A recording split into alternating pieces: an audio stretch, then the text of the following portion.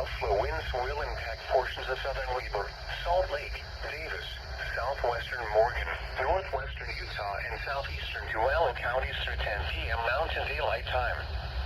At 8:41 p.m. Mountain Daylight Time, Doppler radar was tracking strong thunderstorms along the line extending from near Hooper to 6 miles northeast of Stansbury Park to 10 miles west of Vernon.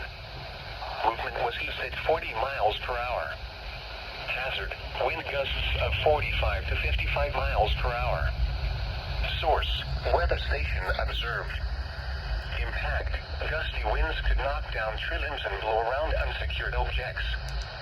Locations impacted include Salt Lake City, West Valley City, Sandy, Layton, Murray, Bountiful, Tooele, Farmington, Hill Air Force Base, West Jordan, Taylorsville, South Jordan, Lehigh, Draper, Riverton, Cottonwood Heights, Clearfield, Midvale, Kaysville, and Holiday. This includes the following highways: Interstate 15 between mile markers 286 and 335. Interstate 80 in Utah between mile markers 97 and 135. If outdoors, consider seeking shelter inside a building.